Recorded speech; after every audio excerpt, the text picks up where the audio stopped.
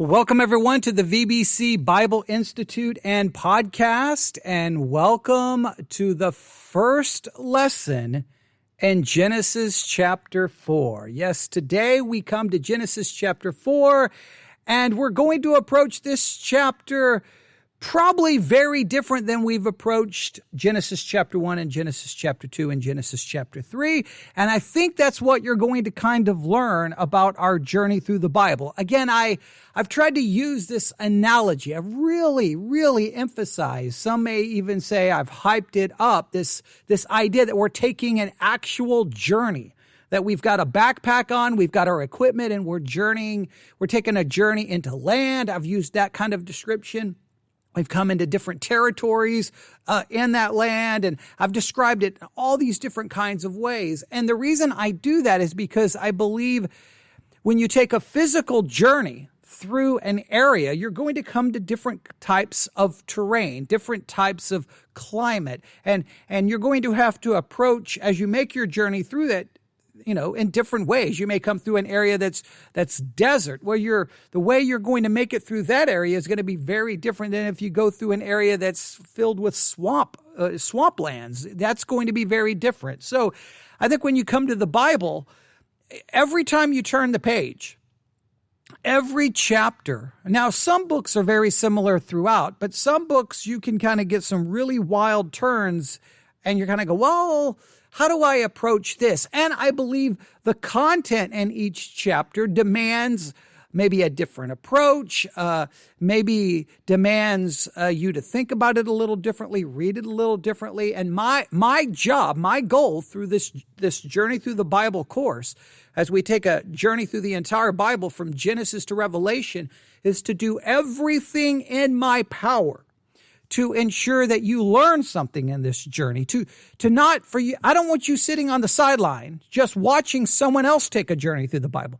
You're supposed to be right here with me, with your backpack, your hiking boots on, and we're taking the journey together. You are supposed to be an active participant. If you are not an active participant, then you're going to miss out. So I'm going to try to get you involved as much as possible. And I believe when we turn our Bibles to Genesis chapter 4, we have a perfect opportunity to really, or at least I do. I have the perfect opportunity. You may say you have the definite misfortune of what's about to happen. But I believe I have a great opportunity here to really hand the journey over to you through this chapter, because here's the danger of Genesis chapter 4. Here is the danger.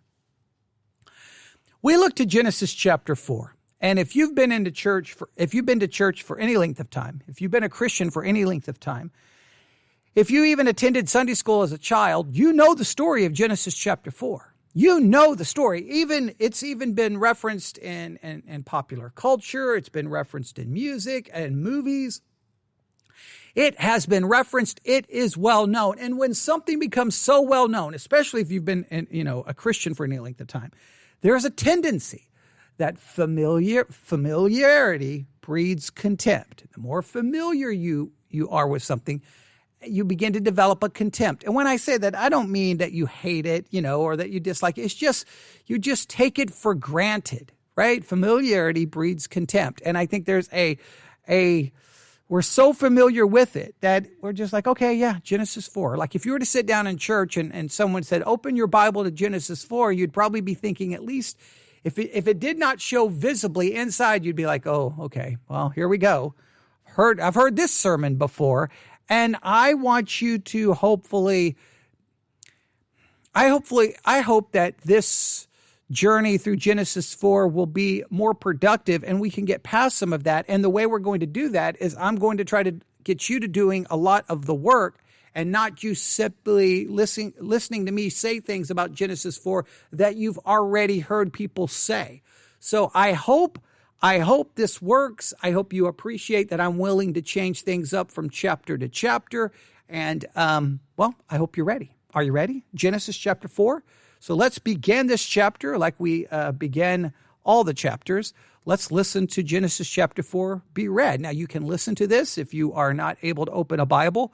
I would challenge you, if you're able to open a Bible, this would be a good time to open that Bible, turn to Genesis chapter 4 and follow along. The reading will be from the King James Version of the Bible. Genesis chapter 4. Let's listen to it be read. Now, I know you're familiar with it, and do not allow that familiarity to breed contempt. I know I'm going to keep saying that phrase over and over and over. Don't allow it to go, oh, I know this. Like some of you are like, I'm not even going to follow along. I know it so well. I don't care how well you think you know it. Listen to it. Follow along. Let's really dig into Genesis chapter 4 and see what we can learn this time through this. This important. All the chapters are important. So let's listen carefully. Here's Genesis chapter 4. Chapter 4. And Adam knew Eve his wife, and she conceived, and bare Cain, and said, I have gotten a man from the Lord. And she again bare his brother Abel. And Abel was a keeper of sheep, but Cain was a tiller of the ground. And in the process of time it came to pass that Cain brought of the fruit of the ground an offering unto the Lord. And Abel he also brought of the firstlings of his flock, and of the fat thereof. And the Lord had respect unto Abel and to his offering, but unto Cain and to his offering he had not respect. And Cain was very wroth, and his countenance fell. And the Lord said unto Cain, Why art thou wroth, and why is thy countenance fallen? If thou doest well, shalt thou not be accepted? And if thou doest not well, sin lieth at the door, and unto thee shall be his desire, and thou shalt rule over him. And Cain talked with Abel his brother, and it came to pass, when they were in the field, that Cain rose up against Abel his brother, and slew him. And the Lord said unto Cain, Where is Abel thy brother? And he said, I know not. Am I my brother's keeper? And he said, What hast thou done?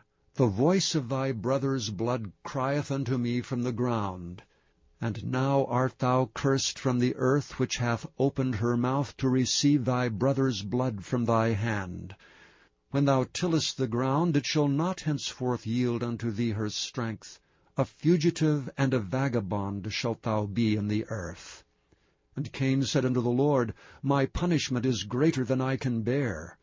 Behold, thou hast driven me out this day from the face of the earth, and from thy face shall I be hid, and I shall be a fugitive and a vagabond in the earth, and it shall come to pass that every one that findeth me shall slay me. And the Lord said unto him, Therefore whosoever slayeth Cain, vengeance shall be taken on him sevenfold. And the Lord set a mark upon Cain, lest any finding him should kill him. And Cain went out from the presence of the Lord, and dwelt in the land of Nod, on the east of Eden. And Cain knew his wife, and she conceived, and bare Enoch. And he builded a city, and called the name of the city after the name of his son Enoch. And unto Enoch was born Irad, and Irad begot Mehujael, and Mehujael begat Methusael, and Methusael begat Lamech. And Lamech took unto him 2 wives, the name of the one was Ada, and the name of the other Zillah. And Ada bare Jabal. He was the father of such as dwell in tents, and of such as have cattle. And his brother's name was Jubal. He was the father of all such as handle the harp and organ. And Zillah she also bare Tubal-Cain, an instructor of every artificer in brass and iron. And the sister of Tubal-Cain was Naamah. And Lamech said unto his wives Ada and Zillah, Hear my voice, ye wives of Lamech, hearken unto my speech. For I have slain a man to my wounding, and a young man to my hurt. If Cain shall be avenged sevenfold, truly Lamech 70 and sevenfold. And Adam knew his wife again, and she bare a son, and called his name Seth. For God, said she, hath appointed me another seed instead of Abel, whom Cain slew. And to Seth, to him also there was born a son, and he called his name Enos. Then began men to call upon the name of the Lord. There is Genesis chapter 4.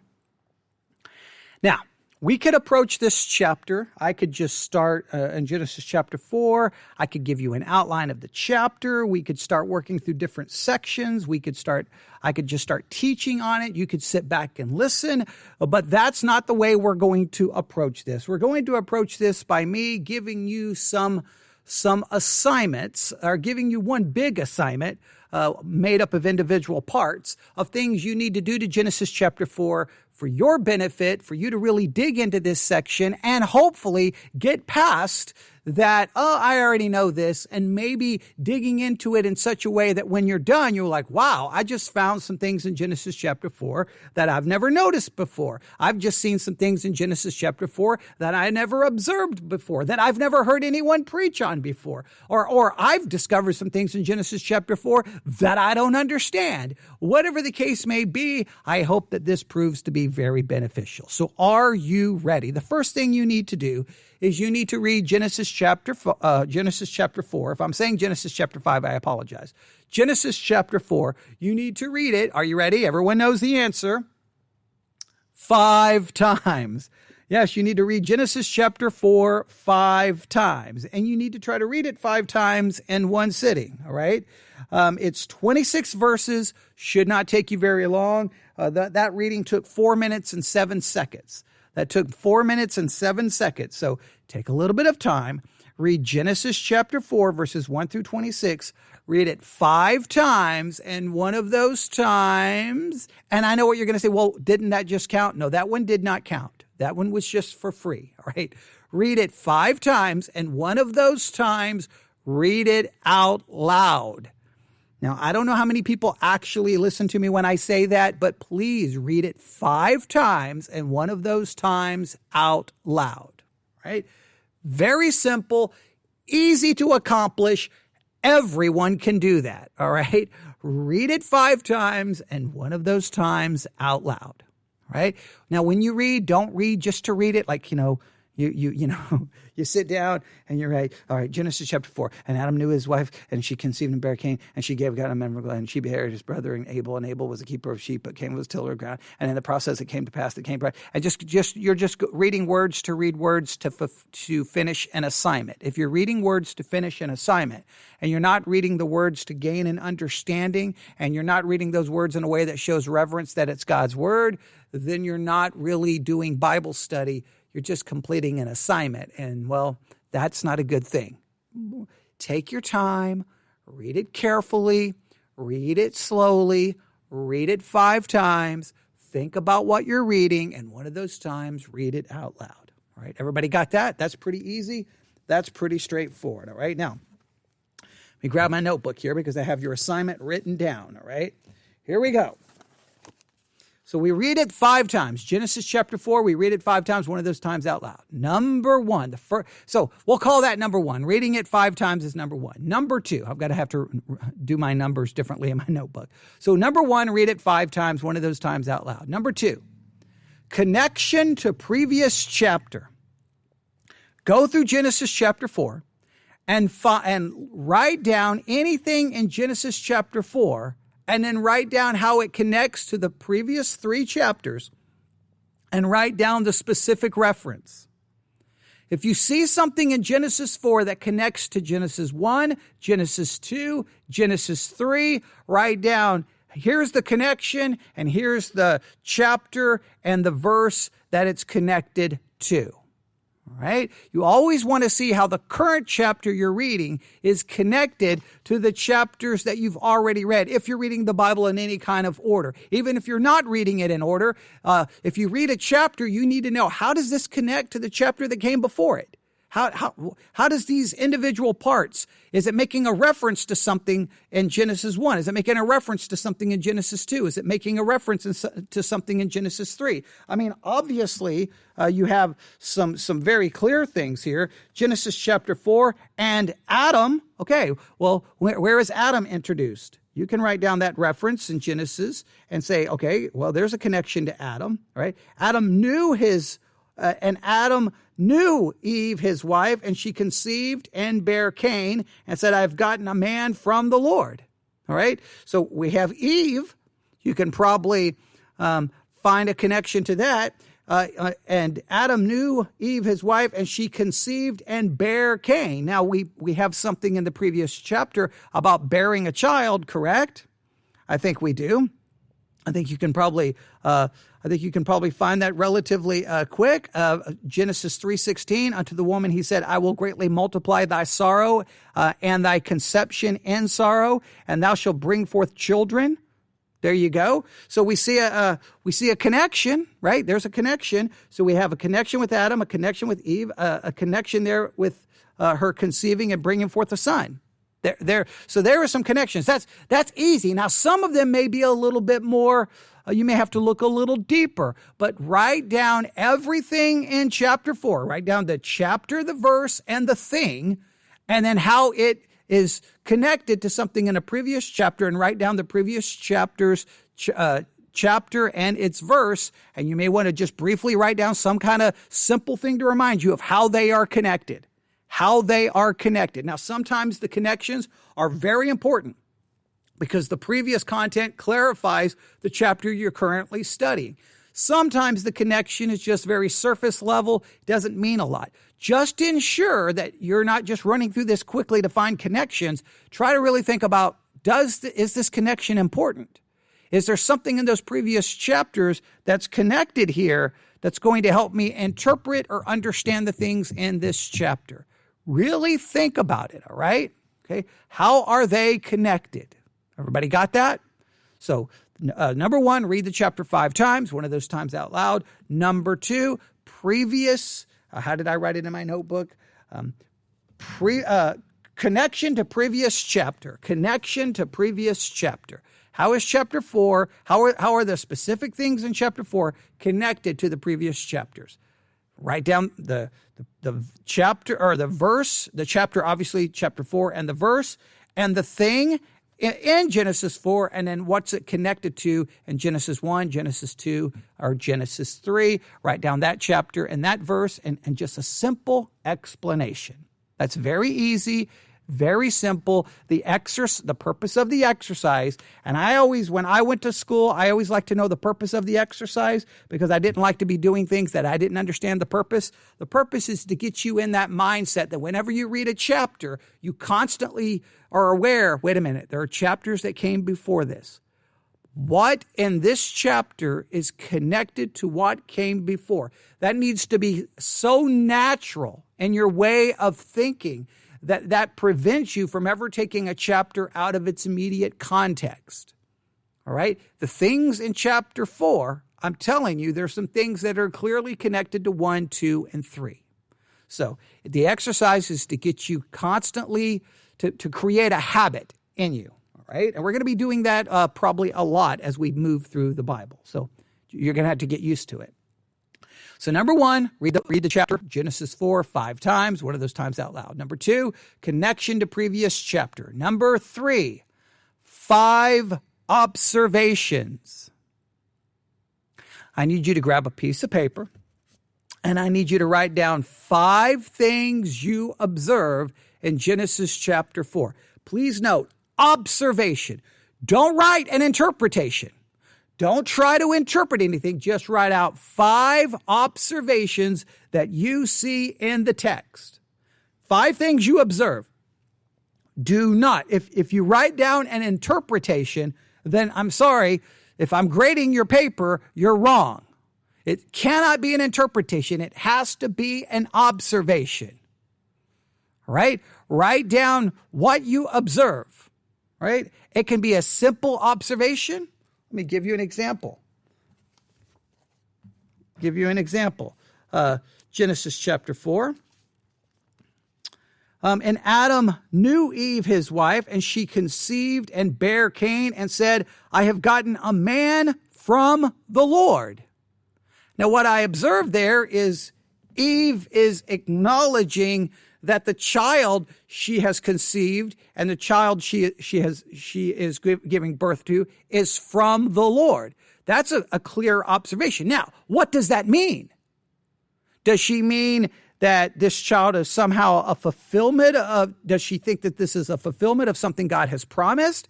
Now, see, that's an interpretation. The observation is she is observing that this child comes from God. That's an observation. Now, the interpretation goes further. Just give the observation. 5 observations.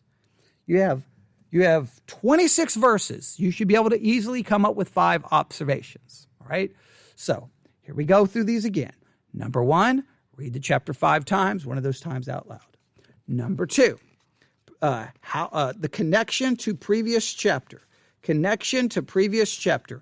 What in chapter 4 is connected to the chapters that came before it? Genesis 1, 2, and 3. Number 3, write down 5 observations. Don't just write down just don't write down chapter 4, verse 1. That's a no. Tell me what in chapter 4, verse 1, or chapter 4, verse 2, or chapter 4, verse 19, whatever. Write down what it is in there that you are observing. And again, state it as an observation, not as an interpretation. Right? Next, number 4, 5 questions. Write down 5 questions that come to your mind as a result of the things in Genesis chapter 4. Now, this could be a question because it's a question of, I don't understand this. It's a question because you think the text raises the question, and you're like, what did Eve mean that she's got a child from the Lord? Is she referencing something in Genesis 3? Just 5 questions that come to your mind. Remember, this is so important. The quality of your Bible study is your ability to ask good questions. What questions come to your mind? I mean, we all know one famous question, right? We all know one famous question that everyone has in Genesis chapter 4, right? Everyone knows.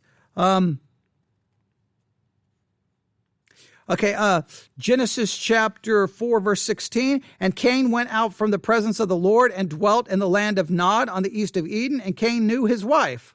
Wait a minute. Where did Cain get a wife? Wait. We know of Adam and Eve. We now know of Cain and Abel. Abel is dead. Where did Cain get his wife? Write down the question. All right. So there I would write down Genesis 4:16 or Genesis 4:17. Where did Cain get his wife? Write down 5 questions. Now, here's what you can do. Write down the question.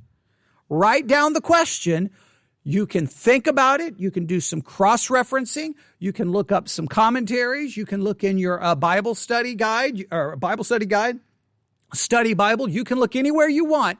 Write down 5 questions and write down the first possible answer you discover. You don't have to spend hours doing research. You don't have to do that. Just look anywhere and see if anyone mentions an answer. And just briefly summarize what the answer is. All right? Now, if you cannot find an answer, no one even mentions the problem, then you don't have to write down anything. But do just a little bit of research anywhere going, here's my question. Let me look. Oh, they didn't say anything. They didn't say anything. Okay. All right. I don't have an answer. Then just write down the question. Right? So, right. 5 so we go through these again. Read the chapter 5 times, one of those times out loud. Number 2, connection to previous chapter. Find the things in Genesis chapter 4 that are connected to things in the previous chapters and find where in those previous chapters the connection is, all right? And write down what the connection is. Write down some kind of explanation. Number 3, 5 observations. Just write down 5 things you observe in the text. Do not write down an interpretation, just an observation. Next, 5, and again, an observation could be, and Cain knew his wife. Cain found a wife. That would be an observation. That's an observation, right? Now, you're not trying to interpret it. That's just an observation. Cain knew his wife. Now, from that observation, now I ask a question. Where did Cain find a wife? How did he find a wife? Where did she come from? And then I could go look at some commentaries and see if anyone provides an answer and just write down what the possible answer is. Right? So 5 observations, 5 questions. And then number 5, write out an outline for the chapter. Outline the chapter. Okay, very simple task. Just outline the chapter. Try, listen, in your outline, do not let your outline be an interpretation. You are just taking the contents in Genesis 4 and you're putting it on paper in an outline form. I'm not here worried if your outline looks perfect. I don't care. You can just make it a simple outline. Number 1 goes from Genesis 4, verse 1 to this. And then, of course, you give it a title. Make sure the title you give for that number 1 in your outline is not an interpretation. Make sure it's just simply getting what's on paper, what's on the page of the Bible onto a piece of paper, all right? In a very organized way so that you can look at it and know what's there, all right? Write out an outline for Genesis chapter 4. So let's go through those again. Number 1, read the chapter how many times? I wish I was teaching in front of actual people. 5 times, one of those times out loud. Number 2, connection to previous chapter. Find things in Genesis 4 and find how they are connected to things in Genesis 1, 2, and 3. And look, write down how they are connected. Right, make sure you give me right on paper the reference. Genesis 1 this, Genesis 2 this, and then write down how they're connection. Just a simple explanation of how they are connected. All right. Number 3, 5 observations. Write down 5 observations you got from Genesis chapter 4. Please, not an interpretation, an observation. Number 4, 5 questions. Write down 5 questions that arise in your mind from Genesis chapter 4. They can be questions that you think the text gives you. There can be questions about things I don't understand. Just 5 questions that come to mind from Genesis chapter 4. You should be able to come up with some, right? Then look at commentaries, study Bible, write down the possible answer. You don't have to have every possible answer. Just write down one. And then write out an outline of Genesis chapter 4. Then write out an outline of Genesis chapter 4. There you have it. There is your assignment. Very straightforward, very simple. Should make it fun. Don't make it like, oh, I got to do this. I don't want to do that. No, make it fun. Get with a group of people.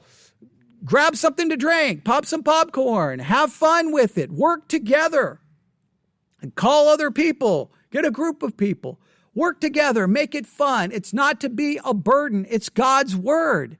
And you're like, I already know Genesis chapter 4. I wish you were doing this on a chapter I didn't know. Do it on a chapter you do know, and then maybe you'll discover you don't know it as much as you think you know it. Because sometimes we think we know when we don't actually know, and the only way to find out that we don't know is to be confronted with a little bit of work that may reveal to us that what we thought we knew, we didn't really know. So therefore we need to learn maybe not to think that we know so much. All right. I think I'm saying that in a purposely annoying and irritating way.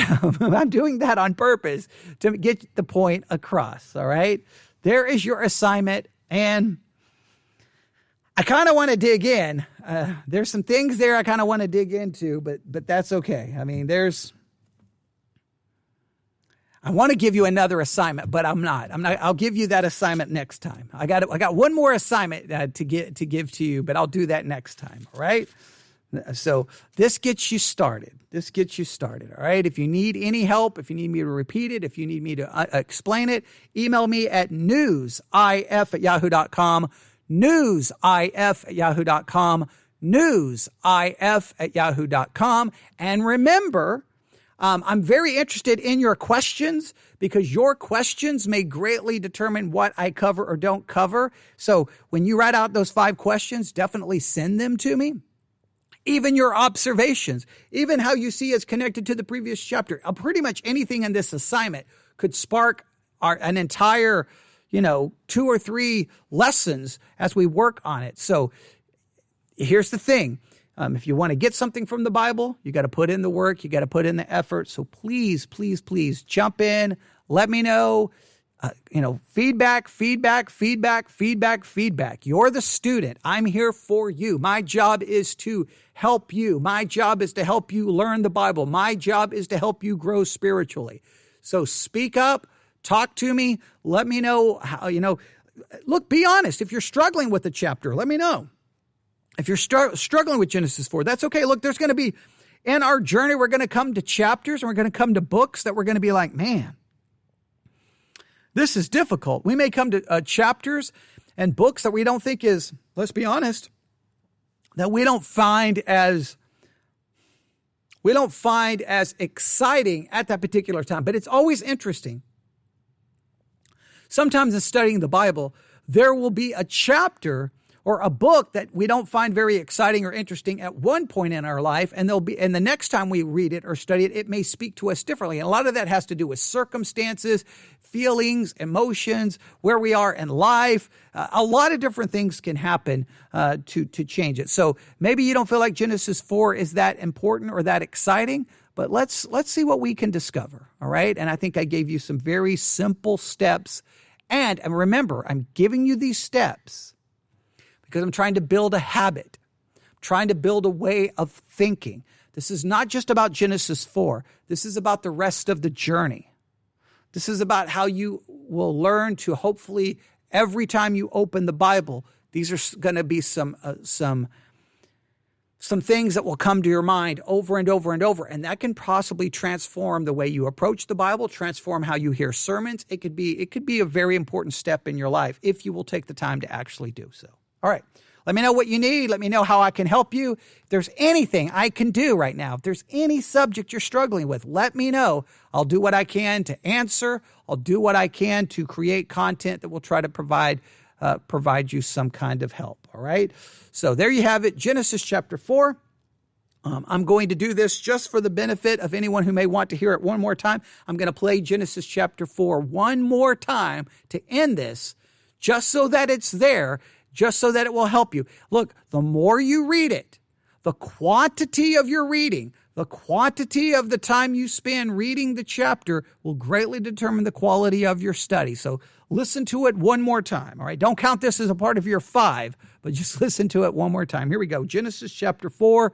And so thank you for listening. Here's Genesis chapter 4. Have a great day. May God bless you as you study His Word. Chapter 4. And Adam knew Eve his wife, and she conceived, and bare Cain, and said, I have gotten a man from the Lord. And she again bare his brother Abel. And Abel was a keeper of sheep, but Cain was a tiller of the ground. And in the process of time it came to pass that Cain brought of the fruit of the ground an offering unto the Lord. And Abel he also brought of the firstlings of his flock, and of the fat thereof. And the Lord had respect unto Abel and to his offering, but unto Cain and to his offering he had not respect. And Cain was very wroth, and his countenance fell. And the Lord said unto Cain, Why art thou wroth, and why is thy countenance fallen? If thou doest well, shalt thou not be accepted? And if thou doest not well, sin lieth at the door, and unto thee shall be his desire, and thou shalt rule over him. And Cain talked with Abel his brother, and it came to pass, when they were in the field, that Cain rose up against Abel his brother, and slew him. And the Lord said unto Cain, Where is Abel thy brother? And he said, I know not. Am I my brother's keeper? And he said, What hast thou done? The voice of thy brother's blood crieth unto me from the ground. And now art thou cursed from the earth, which hath opened her mouth to receive thy brother's blood from thy hand. When thou tillest the ground, it shall not henceforth yield unto thee her strength. A fugitive and a vagabond shalt thou be in the earth. And Cain said unto the Lord, My punishment is greater than I can bear. Behold, thou hast driven me out this day from the face of the earth, and from thy face shall I be hid, and I shall be a fugitive and a vagabond in the earth, and it shall come to pass that every one that findeth me shall slay me. And the Lord said unto him, Therefore whosoever slayeth Cain, vengeance shall be taken on him sevenfold. And the Lord set a mark upon Cain, lest any finding him should kill him. And Cain went out from the presence of the Lord, and dwelt in the land of Nod, on the east of Eden. And Cain knew his wife, and she conceived, and bare Enoch. And he builded a city, and called the name of the city after the name of his son Enoch. And unto Enoch was born Irad, and Irad begot Mehujael, and Mehujael begat Methusael, and Methusael begat Lamech. And Lamech took unto him 2 wives, the name of the one was Ada, and the name of the other Zillah. And Ada bare Jabal. He was the father of such as dwell in tents, and of such as have cattle. And his brother's name was Jubal. He was the father of all such as handle the harp and organ. And Zillah she also bare Tubal-Cain, an instructor of every artificer in brass and iron. And the sister of Tubal-Cain was Naamah. And Lamech said unto his wives Ada and Zillah, Hear my voice, ye wives of Lamech, hearken unto my speech. For I have slain a man to my wounding, and a young man to my hurt. If Cain shall be avenged 7-fold, truly Lamech 70 and 7-fold. And Adam knew his wife again, and she bare a son, and called his name Seth. For God, said she, hath appointed me another seed instead of Abel, whom Cain slew. And to Seth, to him also there was born a son, and he called his name Enos. Then began men to call upon the name of the Lord. Thank you for listening to this recording of the King James Bible produced by Audio Scriptures International. Audio Scriptures International believes it is more important to spread the Word of God than to make a large profit. Please feel free to make copies of these recordings and distribute them freely so long as you adhere to the following guidelines. First, you may not charge any more than the cost to duplicate and send them. Secondly, you must make a complete copy of the recording, including this message. For commercial and fundraising distribution, please contact Audio Scriptures International for additional information.